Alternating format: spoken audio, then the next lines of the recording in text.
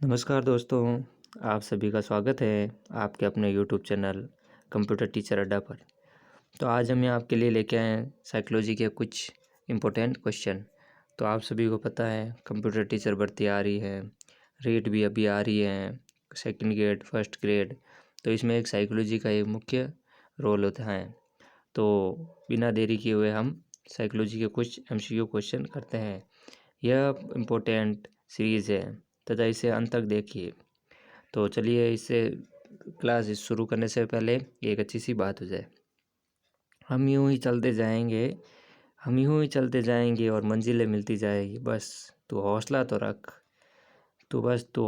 रख, देख तेरी मंजिल भी तेरे कदमों में झुक के आएगी। तो हौसला रखना है और कभी भी हिम्मत नहीं हारनी है। तो चलिए पहले प्रश्न की ओर चलते हैं। पहला प्रश्न देखिए, सीखने हेतु प्रथम आवश्यकता है। सीखने हेतु प्रथम किसकी आवश्यकता होती है? तो इसके ऑप्शन देखिए और आप सभी भी उत्तर देने का प्रयास कीजिएगा। तो इसके ऑप्शन देखिए। ऑप्शन पहला, सहायता, बुद्धि, अभिक्षमता या अभिप्रेरणा। तो देखिए सीखने के लिए हमें किसकी आवश्यकता होती है? तो इसका आंसर क्या होगा? अभिप्रेरणा। अभिप्रेरणा को अंग्रेजी में मोटिवेशन भी कहता है तथा ये लैटिन भाषा के मूवियर शब्द से बना है। तो इसका अर्थ क्या होता है? अभिप्रेरणा यानी गति करना या आंतरिक शक्ति। आप सभी को पता है हम कोई कार्य शुरू करते हैं तो हमारे अंदर क्या होनी चाहिए? अभिप्रेरणा होनी चाहिए। अभिप्रेरणा हो, अगर अभिप्रेरणा जितनी ज़्यादा होगी उतना कार्य शीघ्र से हमें याद भी होगा और उसकी मंजिल भी हमें प्राप्त भी होगी। तो अभिप्रेरणा हमेशा मोटिवेट रहना है, हमको कभी भी डिमोटिवेट नहीं होना है। तो दूसरा क्वेश्चन देखिए। तो दूसरे क्वेश्चन की ओर चलते हैं अपन। एक व्यक्ति बाजार में सामान खरीदने जाता है तो उसका हाथ अपने आप पैंट के पीछे दाहिनी जेब पर जाता है, तो इसका कारण है। तो इस प्रश्न में क्या कह रहा है? एक व्यक्ति बाजार में कुछ सामान खरीदने जाता है तो उसका हाथ अपने आप ही पैंट के पीछे दाहिनी जेब पर चला जाता है, तो इसका क्या कारण हो सकता है? तो इसका उत्तर आप भी दीजिएगा।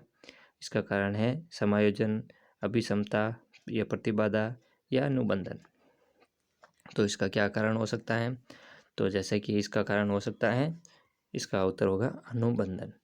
तो अनुबंधन का अर्थ होता है हम किसी चीज़ में, हमारा मस्तिष्क बार बार कोई एक चीज़ करता रहता है तो उसके पीछे वो अनुबंधन कर लेता है।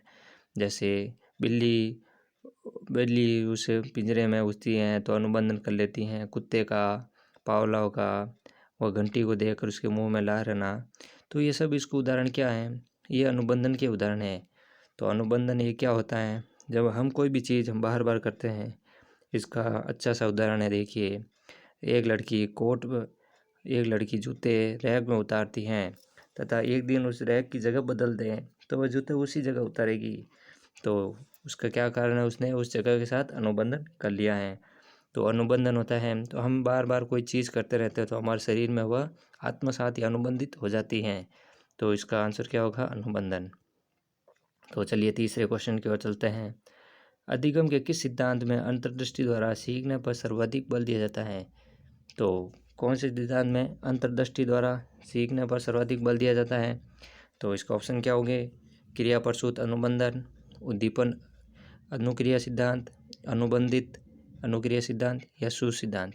तो अंतर्दृष्टि जैसे कि आपको पता ही है किसने दिया है? कोलबर्ग ने किसके ऊपर प्रयोग किया था? सुल्तान नामक चिंपांजी पर।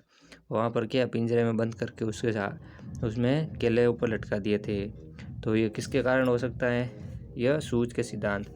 सूज में क्या होता है? इसमें एकदम से कोई अचानक से कोई दृष्टि यानी एकदम कोई आइडिया आ जाता है, एकदम से उसके अंदर कुछ परिवर्तन या सूझ उत्पन्न हो जाती हैं। तो इसका क्या कारण है? सूझ का सिद्धांत। तो अगला क्वेश्चन देखिए। अगला प्रश्न की ओर बढ़ते समय हम देख सकते हैं, हम अच्छी सी बात भी कर लेते हैं। अगर हमें कुछ मंजिलें प्राप्त करनी होती हैं तो हमें उस मंजिलों को सपने जागते हुए भी देखना है। ऐसा नहीं है हम सो जाए उस मंजिल को देखते देखते। अगर सो जाएंगे तो वो मंजिल कभी हमारे हाथ नहीं आएगी। तो इसी के साथ हम चौथे क्वेश्चन की ओर बढ़ते हैं। बाल्यावस्था में बालक का दृष्टिकोण कौन सा अपनाना प्रारंभ कर देता है? बाल्यावस्था में कौन सा दृष्टिकोण अपनाना प्रारंभ कर देता है बाल्यावस्था में? तो जैसे कि आपको पता है शैशवावस्था में वह रहता है अपनी स्वप्न अवस्था में या कल्पना वादी अवस्था में। तो बाल्यावस्था में क्या हो सकता है? कल्पनावादी, यथार्थवादी, सांसारिक या बहिर्मुखी। तो बाल्यावस्था में वह कौन सा होता है? बहिर्मुखी। इसका यथार्थवादी वह दृष्टिकोण अपनाना प्रारंभ कर देता है। वह मूल कल्पनावादी से यथार्थवादी में आना शुरू कर देता है। चलिए 5वें क्वेश्चन की ओर बढ़ते हैं। वांछित व्यक्तित्व होता है। वांछित व्यक्तित्व होता है यानी जो व्यक्तित्व के अंदर मतलब बहुत ही अच्छा व्यक्तित्व माना जाता है। कौन सा व्यक्तित्व माना जाता है? अंतर्मुखी, बहिर्मुखी, संवेगीय स्त्री या मनस्तापी। तो आप सभी को पता है वांछित व्यक्तित्व कौन सा हो सकता है? इसका आंसर क्या होगा? संवेग स्थिर। अगर कोई व्यक्ति संवेग उसके स्थिर हैं, उसको अपने संवेगों पर नियंत्रण है, तो उसका वह व्यक्तित्व कौन सा था? बहुत अच्छा सुदृढ़ माना जाता है। तो इसका आंसर क्या होगा? सी। तो हमारे चैनल को देखने के लिए थैंक यू। और चैनल पसंद आए तो लाइक कीजिए, सब्सक्राइब कीजिए और अगले वीडियो के लिए वेट कीजिए। धन्यवाद।